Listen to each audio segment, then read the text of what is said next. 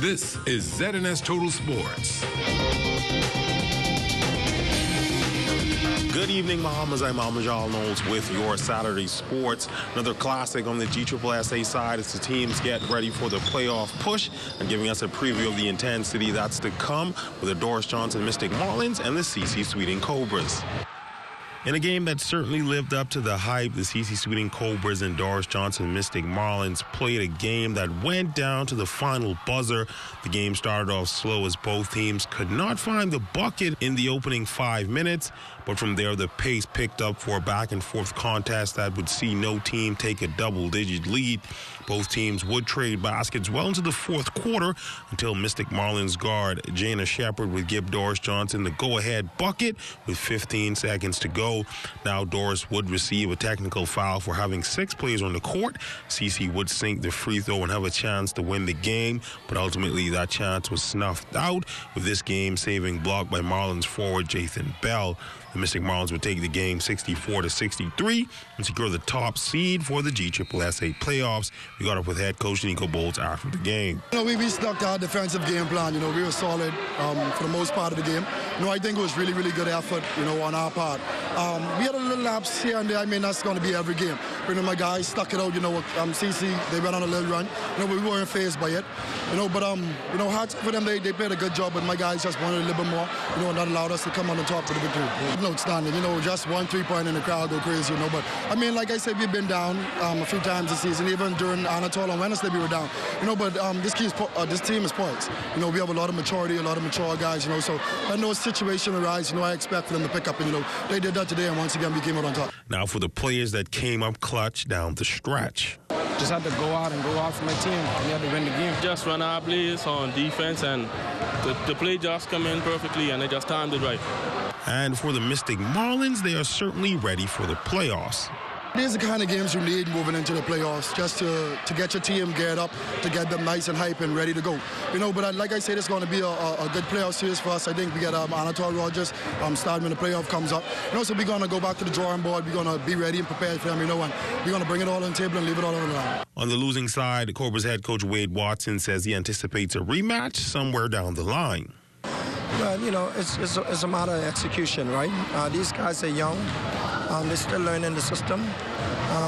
And down the stretch, sometimes young players will make mistakes. They make some mistakes, and I think that's what we did tonight. We have 4 opportunities to win that game, and we didn't do it. I count 4 mental errors down the stretch that we made. We didn't need to score. We was up 3 points. We went into our 5 wide, but we just mentally collapsed. And as a result of that, they won the game. They're the #1 team in the country, and that's the reason why they got it. But hey, hats off to Doris Johnson, to the players and the coaching staff. We look forward to seeing them again in the future in the next couple of weeks. In sailing news, with the Farmers Key Regatta on the horizon, our news team caught up with one of the event's organizers, Cecil Smith, who says he expects this year's regatta to be as good as ever. Well, every year we try to mix it up, we try to grow it, we try to expand it, and we try to incorporate new ideas and new things. But regatta is basically, it is what it is, but we expect an exciting regatta this year. And this year we will also have the cruising regatta, which will be on Thursday, and that will be hosted by Roosevelt Nixon from the Farmers Key Yacht Club, where the cruises, sometimes we have up to 150 to 200 sailboats, and so they will be there in the harbor. And on Thursday we will have some cruising sailboats racing in Little Farmers Key. Now with a gloomy cloud hanging over the event due to the passing of sailing legend Eleazar Barbara J. Johnson, Reverend Dr. Philip McPhee is hoping that he and his crew can bring back the Cup trophy in his honor. Well, we've just rebuilt the Red Hot WG Thunderbird, and we kind of tried it out in the Buller Edge Regatta, and we found out that she has tremendous possibilities of now returning to the good old days. So we're looking forward to Farmers Key, the regatta in honor of our dear friend, Eleazar Johnson. And we want to go there and make the entire Acklands and the Johnson family very proud. I understood that they will be doing the first serious race, cup race in his honor, I would love to bring that cup back after Friday evening because Saturday morning we're going to celebrate his homegoing at the Calvary Baptist Cathedral, and so that'll be a good opportunity for those who come to celebrate his life and his death, to see the trophy that I won in Farmers Key. With the Great Exuma Classic wrapping up this week, the winner of the event, Marty Doe, is hoping that he can continue the momentum from the tournament throughout the season. I only had 4 starts. I was really nervous coming into this event because you only got 4 chances. If you don't play well, I got to go back to China, and you got to start all over again. So after winning this one, you could just totally take it calm now. You could even be more yourself instead of coming there and having something that bothers you.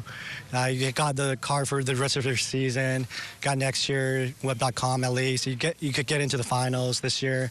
So you got plenty of chances to make it on the PGA Tour. And yeah, it's just like, it feels like you got a lot more chances now than what I just came here for, like before I came here. The Classic, which was held at Sandals Emerald Bay, did a lot to generate buzz on the island of Exuma, and the resort's general manager, Jeremy Mutton, says he only sees the tournament getting bigger. It's 3rd year now, and of a 5-year contract. So after year 3, it's been nice to see it grow and develop, both in terms of the golfers themselves, the spectators, the visitors to the island. It's been really nice to see it grow over the years. This particular tournament has been very successful for us. Greg Norman, he likened the course to the Pebble Beach of the Caribbean. So, that in itself is great testament to the golf course. There's been a real vibe, a real buzz on the island of Exuma this week in terms of accommodation, transportation, everything. So it's not only been good for Sandals, it's been good for the destination of Exuma. And we just heard a short while ago, it's been televised every day live on the Golf Channel, and the Golf Channel reaches out to 80 million households across the world. No further comment needed. For Exuma and Commonwealth of the Bahamas to get that exposure is just massive.